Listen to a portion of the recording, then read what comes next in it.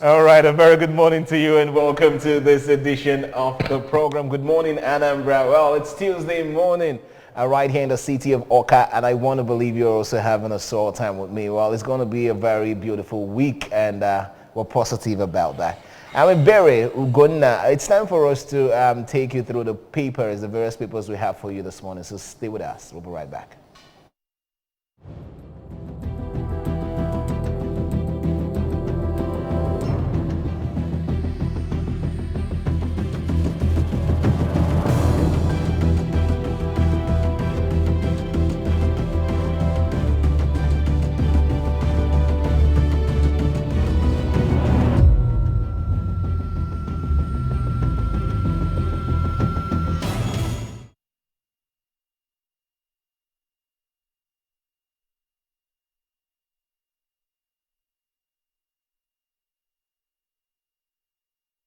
We're glad to have you back.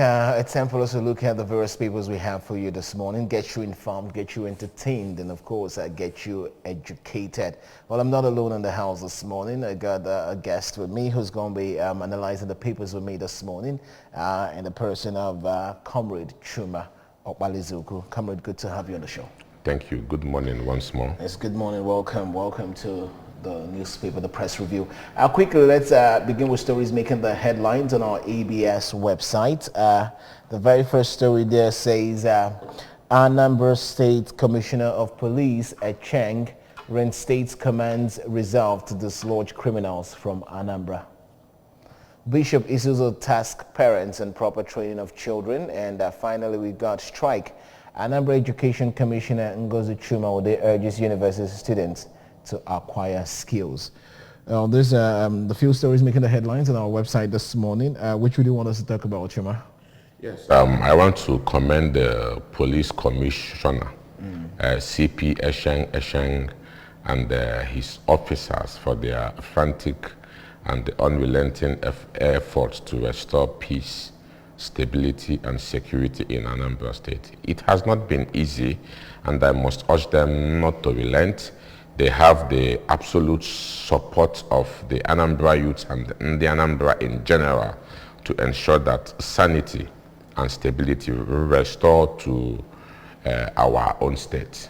About the issues of a bishop admonishing for parents to train their children well, yes, the parents actually should, as a matter of urgency and need, step up attention and commitment towards better training of their descendants. While this is one side of the coin for a better society, after parents train their children well, in what way did the society impact or affect those children? On this note, I also call on leaders, people in position of leadership, to stop occupying just the position, but commence to take responsibilities. We have gross irresponsible leaders, and that has contributed immensely to the ill society that we have. So let's talk about what do you think is the reasons why you feel those leaders in leadership positions don't take responsibility? What is responsibility? Selfishness. I don't want to call it ignorance, because they know too well. When they were campaigning, they campaigned well. My father told me, if you know what is right and you did not do it, that you are stupid. I think they are stupid because they know what is right and they abandoned it.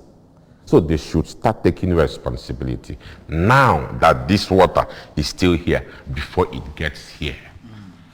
Insecurity is a product of gross maladministration. I don't mince what to say it. Look at our society. Everything is decayed. Last night, I learned that 1.5 trillion was traced to a personal account of Nemasa DG. One person has the budget of about How many states? Come on, we are finished. The earlier leadership starts taking responsibility, the better for all of us. Then on the strike issue, yes, I want to condemn this long overdue strike. If we know how it is affecting us already, federal government and ASU should do the needful and call back our students. I also want to add my voice to that of the commissioner. Let our youth students get a skill for survival. Most of these Araberos that we are banned, many of them are graduates, but there is no job and they have no skill. So for survival, they resorted to touting. So, but if they had skills, they should continue and earn a living with their skills if there is no job. All right, so thank you very much. They should go get a skill. They should go get a skill. Thank you very much. Let's begin with the very first paper this morning. National Star is our very first paper. Let's look at the big story on the National Star. Still on the issue of the beheaded lawmaker. Saludo declares war on gunmen. And of course, down there we've got court grants DSS permission to detain terror suspect for 60 days. And up there we also got court dismisses governor's suits against NFIU on regulation of LG spending. Majuba Southeast most suitably to win APC presidential ticket. PDP primaries, party world chair shot dead in Edo. Anambra Vigilance Group to be disbanded over alleged compromise. Now, this is stories making the headlines. Comrade, the big one still on the issue of the beheaded lawmaker. We were yesterday on the show, we talked about it, and the guest on the show had the opinion. The governor of Anambra State, Governor Chukwuma Soludo, has declared war on gunmen. What's your take? Yeah, first of all, I want to condole with the family of the lawmaker, his constituency, the Anambra and the House of Assembly over that unfortunate beheading of the lawmaker. Indeed, in the Anambra, we are mourning. Not just him, but others who lost their lives in the outbreak of the insecurity. Yeah, and may their soul rest in peace.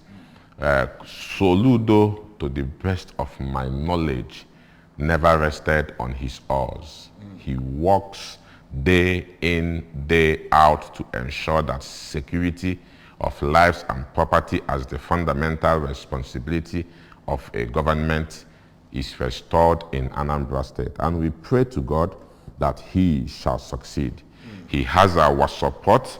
Yes, he declared war on the gunmen.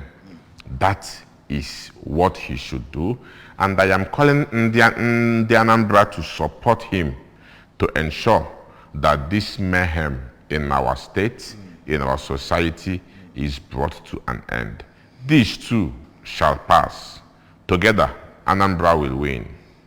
Together, Anambra will win. Well, just also let you know that we won't be doing this alone this morning. You can also join in the conversation and, of course, air your opinion and, contribute to the program this morning. The numbers is there on your screen. You can call the numbers. We'll be here to take your call and, of course, hear what you have to say to us. Let's move on to our next paper, which is the Daily Sun. The Daily Sun newspaper is next. Let's look at the big story on the Daily Sun. And it actually says, the big story on the Daily Sun says, primaries, APC walks tight rope. And of course, up there we've got 2022. Alayegun Onlobu backs Oyetola re-election. And of course, we've got federal government floors governors on LG Financial Authority. And of course, we also have with riders there under pressure to adjust timetable, postpone screening of presidential aspirants indefinitely, awaits Buhari's proposed meeting with governors, NAS Kaku's aspirant. Of course, the whole governorship assembly primaries May 26, NAS Friday and Saturday. And of there, we've got police kill 4 gunmen in Anambra, intensify hunt for others. Boko Haram kills 6 ISWAP terrorists. And of course, finally, we've got 813 delegates to elect PDP president.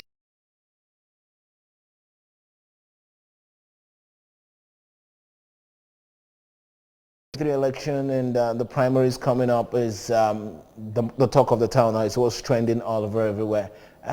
What is your take on all of this? The PDP, the APC, Nigeria is yearning for something different. I don't want to use the word change anymore, but Nigeria is yearning rather for something that would, give them an opportunity, give them hope of believing that there is a better future ahead.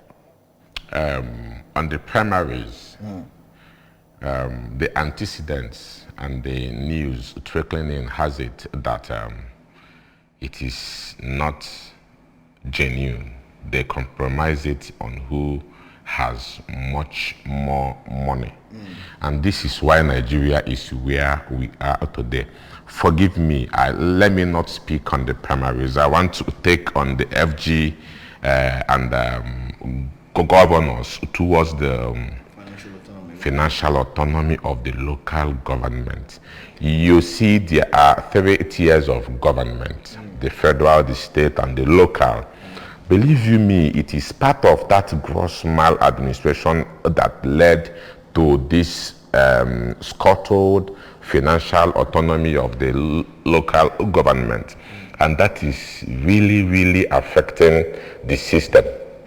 Federal government, local government is more paramount than the state and the federal when it comes to actual development. Since it was abandoned for so long now, you can see things are never getting better. Local government is the only government so close to the people. They know what the people need and what they do not need. And since they scuttled it, especially in Anambra State, things are not going on well. I want to commend the police commissioner for the NPF, Anambra Command, for their efforts that got 4 gunmen, and they continue and intensify search on others. I also want to admonish them to be more professional as they have been, and in order to ensure that innocent people do not get caught in the fire. All right, let's look at this story too, because you talked about the ASU strike and education in Nigeria. ASU strike, NANS threatens shutdown of major airports. Clark urges education minister to take over negotiation.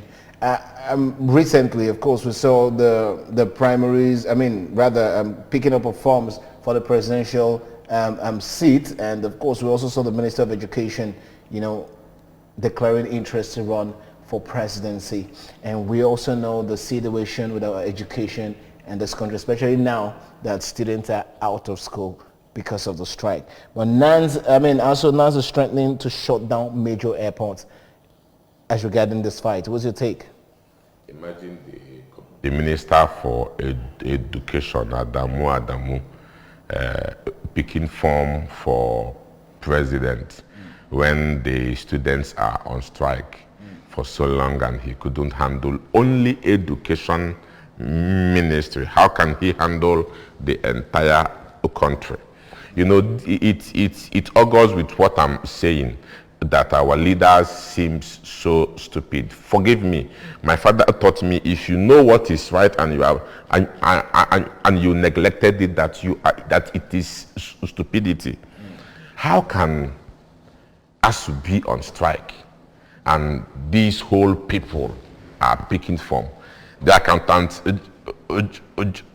general was alleged of 80 billion naira fraud. One person. How much is ASU demanding? This will show you that everything happening in Nigeria is more from leadership. I commend the students under the auspices of NANS. What do you expect from them? I encourage them whatever they need to do to take back their system, it is long overdue. They should wake up, but they must ensure that it is within the ambits of law and it must be peaceful. But they have the rights to demonstrate that staying at home is not what we all bargained for. I commend them, I support them, and I also urge them to ensure that they are peaceful and lawful. Thank you. All right, let's move on to our next paper. The Leadership newspaper is next. Let's look at the big story on the Leadership this morning. APC presidential flag bearer Ogbonnaya Onu may be Buhari's dark horse. And of course, with riders there, President to use Onu's choice to pacify the Southeast will present him to other aspirants in matter of days. Routine for Onu will be a masterstroke for country's unity. At this time, up there we've got 2 Calabar hotel workers die in their sleep. Hayatuddin, I'm not in politics for personal gain. And of course we've got court jails dismissed policeman for life for defiling 9-year-old. Security challenges will soon be over. That's coming from President Muhammadu Buhari. Strike. NASU holds emergency meeting today. That's about it, comrade, on the Leadership this morning. The big story, the big news, that could be a masterstroke to a lot of people. APC presidential flag bearer Ogbonnaya Onu may be Buhari's dark horse, and he may be presented in a matter of days. That's what the Leadership newspaper is saying. What's your take? Because we've been talking about this. A lot of people have been yelling about the presidency 2023 should be zoned to the Southeast, and I know you also you've been vocal about it, that the presidency slot should be zoned to the Southeast. If the Leadership newspaper, is saying the right thing, what's your take on this? Ogbonnaya Onu being the man Buhari may present to. Yes, the system from the presidency to the party, considering a Southeasterner to succeed Buhari, is one of the better things that will happen to Nigeria. The reason is that it shall serve equity, fairness, and justice. And these 3 factors are paramount factors for peace, stability, development, and growth. So if Ogbonnaya Onu, His Excellency from Ebonyi State, is the president's dark horse, it's a welcome development. And but for now, as Onyanambra and as a youth, I am so much worried and immersed in whatever we shall do to restore peace and sanity in Anambra State. All right, the Punch newspaper is next. Let's look at the many stories on the Punch and probably, just talk about 1 or 2. The big one on the Punch says APC presidential primary. Lagos, Borno lose jumbo delegates again. Party shift senatorial polls. Riders there. Kano, Katsina, Osun, Oyo, Akwa Ibom. 5 others command numerical strength. Buhari meets aspirants Wednesday. Reps postpone resumption over primaries. Up there, we've got federal government projects $289 billion local refining in 5 years. And of course, states growing over delayed revenue sharing. FAC meets today. Obasanjo meets Wike on 6 justice fairness. And of course, we've got 23.3 billion fraud. Dasuki's case begins afresh after 7 years. Lagos explosion, gas plant owner dies. Lawyer insists on 800 million naira compensation. Many stories on the Punch this morning, comrade, which do you want us to talk about? On the gas explosion, okay, we should be more conscious and focused on safety measures. Gas is as inflammable and volatile, so anybody dealing with it must always be safety conscious. There is no need to be careless around it, and government should also instill policies and enforcements that shall ensure that gas explosion do not continue to take and destroy lives and property in Nigeria.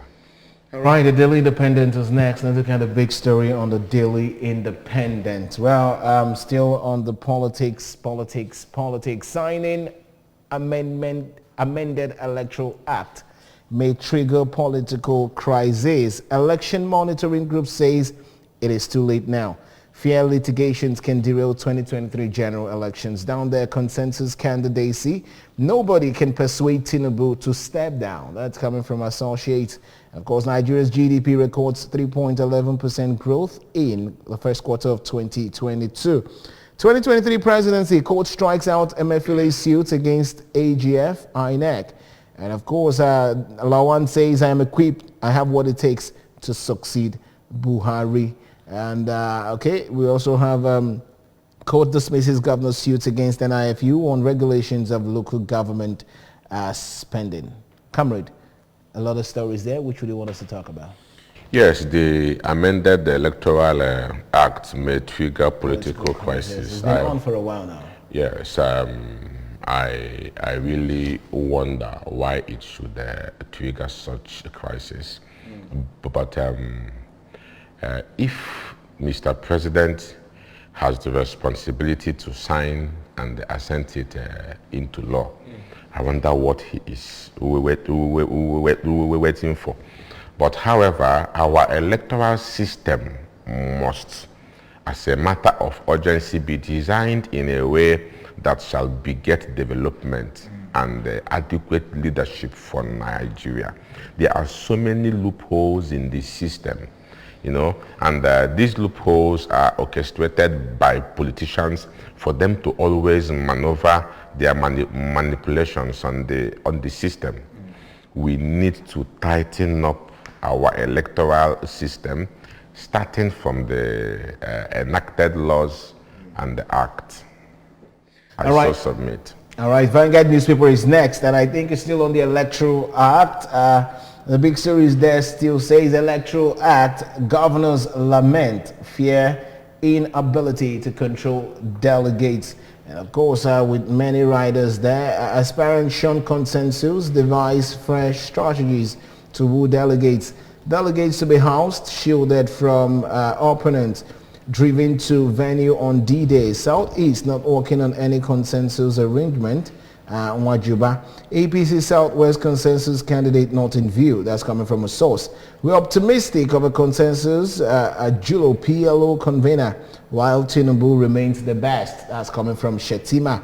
And down there we've got 36 governors lose suits against financial autonomy for local government LGAs.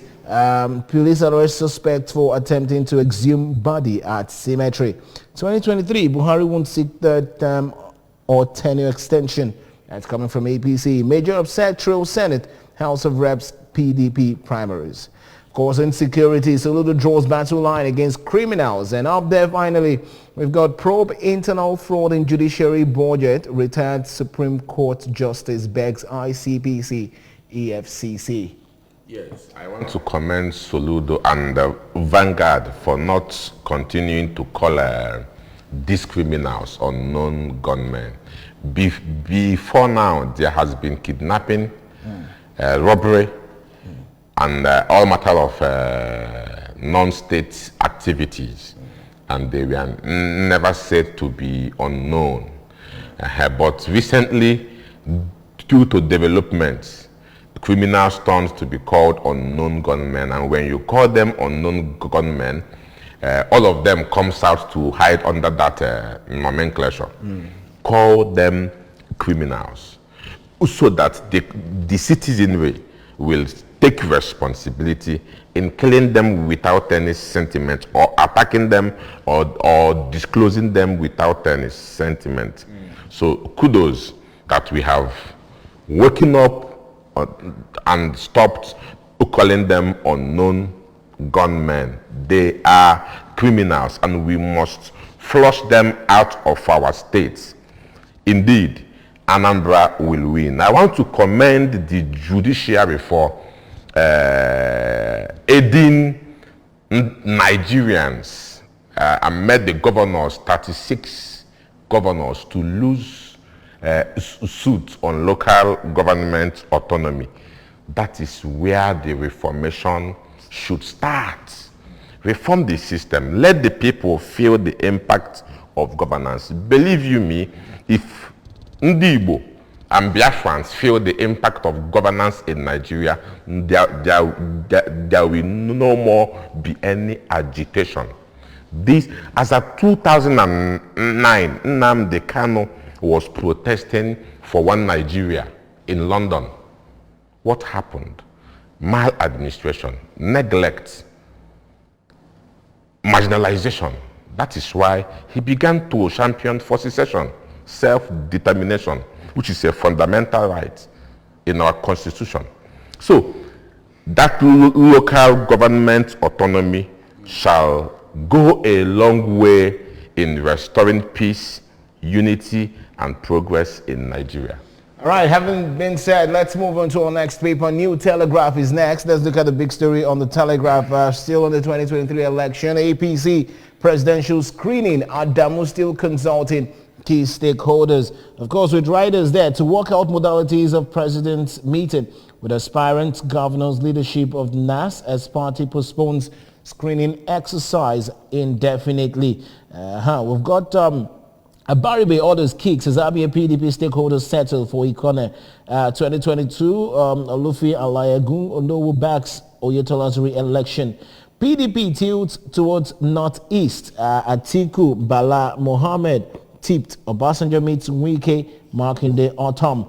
And of course, we've got insecurity. Buhari vows to provide requisite support for Air Force. We've got Emefiele withdraws suits against INEC AGF. Comrade, many stories on the New Telegraph. Which would you want us to talk about? Actually, we've spoken on all of them. Yet, Emefiele withdraws suit against INEC and AGF. Okay. He should also withdraw his interest in contesting for president. It is not necessary. We shouldn't continue to demonstrate irresponsibility and stupidity. You cannot put two hands in one mouth. A CBN governor, an institution as sensitive as Central Bank of Nigeria, you begin to ask the where question. we store our sensitive materials, which means the CBN governor has been a member of APC all these while that we have been entrusting him and his institution with our electoral sensitive. And the office should be apolitical. It should be apolitical. Why what can we do? Why is our leaders like this? Anyway, I don't blame them. They are exhausted. That is why we, the youths, must wake up now and take over the system and change the narrative. Well, I'll leave that. You know, when you talk about the youths waking up to take over the system, it's something I keep imagining, you know, it keeps going on and on. Like, how do you guys intend to do it? Or how do we, the youths, intend to do it? Because we've been agitating for this for a long time, and it looks as if what we do is we just talk about it and go back to sleep. We'll come to talk about it, we'll go back to sleep. Don't you think it's long overdue? Yeah, it's long overdue, and like you said, it seems like we wake up, we go back to sleep. No. Earlier we were sleeping, now we are awake. Earlier we were not conscious, now we are conscious. We have the energy. The only remnant is unity. We must forge a union. Yes, that's the only way we can defeat these crop of leaders that we have been managing for so long that never helped us for once. All right, this day newspaper is the next. Let's look at this day newspaper. The big story says it's a 4-horse race.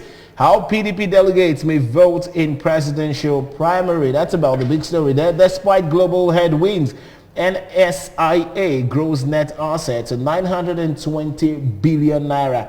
In 2021, records total operating income of 100.8 billion naira.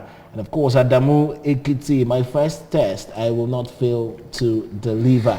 Well, it's a 4-horse race. This day newspaper is bringing out the pictures of Atiku, Peter Obi, Saraki, and of course, Wike as people who will be coming out for the presidential election come next year. Comrade, it's a 4-horse race. Do you agree with that? Yeah, actually, You can't imagine how much I hate seeing some old faces who kept us in the situation and condition we are today, still trying to convince us that there is hope from them, apart from Peter Obi. Not because I am Igbo. Apart from Peter Obi, yes, Nwike, Atiku, and Saraki is also young. If you're talking about young bloods, what I mean is old faces, persons who has been there, and yet we suffer. okay, You know, I don't know, but believe you me, I continue to lose interest in all this partisan politics day by day, because they continue to do the same thing. You see the party officials and INEC, they come down to the world, observe and conduct Congress for delegates, take the results and go back to the headquarters. When the list will come out for primaries, it won't be those people that emerged from the world that will be on the list. Aspirants must have gone to lobby their way and substitute with their own preferred names as delegates. It happens. It continued to happen. So day by day, we continue to lose interest. all right. Now, It's Nigerian not Tribune genuine. is our next paper. Let's look at what it has for us this morning. PDP NAS primaries. Autumn Banki W. Ango Abdullahi's son Tegbe Ned Woko La wins. Son of Fayoshe Kashamu also emerged. Presidential ambition. Emefiele withdraws suit against INEC. AGF. Court grants DSS permission to detain terror suspect for 60 days. 2 months after attack, flight resumes at Kajina Airport. Too late now to sign Electoral Act Amendment pool. Observers tell Buhari. And of course, we talked about the 36 governors losing suit against financial autonomy. And we've got 19.4 million Nigerians to face food crisis by August. That's coming from ECOWAS. Despite tough market, NSIA's net assets grew to 9,197 billion in 2021. Comrade? 0.4 million Nigerians to face food crisis Yep. by August. So we should expect more, not just food crisis, because a hungry man is an angry man, and an angry man can be tempted into anything, which means we should expect more instability and more insecurity. And none of these leaders are discussing this. None of them are looking for solution. All they are talking is how to spend money and manipulate their ways in getting the party tickets. This has been on for over years, and it looks as if it's still on. Now, these same people you're fighting for, which is actually a good fight, that will be, as the statistics says, will be, hungry by August and all of that. It looks as if when the same old faces you talked about, you don't like seeing, they're not talking about, trying to provide jobs and food for the people. They come and still give this same people 5,000, 2,000, 3,000, 10,000. Go and vote me. And the same people still go to vote. Now, my question is it that they don't look at the future? Is it that it's all about the now for them? Because here's the thing, if you look at right now, you see lots of these big people who will be coming out for the presidential election. Most of them are beginning to eat at Mama Put's canteen, buying corns at the roadside, buying pure water at the roadside, trying to make you feel they feel your pain. Are we not the real cause? The same people you should be fighting for. Do you think that a fish in the water that was attracted by the hook in the bait wants to die? No, but that was hunger. So those this kind of maladministration serves as bait for the politicians against the citizens. They make us so hungry that whenever they come back with those peanuts, we must see them as Messiah. In the same vein, a youth that went to school and finally became a graduate was hoping to get a white-collar job or be employed to earn. And after that, there is no job, and he resorts to prostitution, some resort to touting, some etc. They never wanted so, you know. But the situation, condition of the system compelled them and subjected them to those things. So it serves as bait to the citizens. But however, we must wake up and fight it. We must not continue to fall for that. In one way or the other, there must be means and alternative to put an end to this ill leadership. I must congratulate the distinguished Prince Ned Nwoko, who emerged as a PDP candidate of Delta North Senatorial District. And of course, entertainment guru Banky W also winning. Okay, you see, okay, that's good. I also congratulate him as well. But why I picked Ned Nwoko is due to his impact towards youth development and a better society, especially what he is doing with his Ned Nwoko Foundation and the recent licensed Star University, the foremost sports, technology, arts, research, and science university established in Uboko in Delta State. You know, it's a welcome development that shall enhance human capital development. So we commend him, we support him, and urge him never to relent. All right, finally, let's move on to our last two papers, which the nation comes first. The big story in the nation quickly as we round off. APC primary, Buhari aspirants, governors for high-level talks. Suspended accountant general became political appointee in 2021. We've got, okay, I think we've looked at most of the stories. Let's quickly look at the last paper, which is the Guardian newspaper. It says 2023 presidency, APC to screen prune number of aspirants. We write us there, fire me, only 5 aspirants are serious. Wajir Babak's party on controversial letter of withdrawal. Ohanes Ndibo upbeat about Igbo producing next president. And of course, down there we've got too late to sign amendment to Electoral Act. Election observers coalition tells Buhari losing graft cases on technical grounds, demoralizing EFCC, tells Georges. Let's look at many stories. The final one on the Guardian says APC to prune number of aspirants, and Fayemi says only 5 aspirants are serious. Yeah, I pick on Ohanes working hard. Upbeat, for, yeah.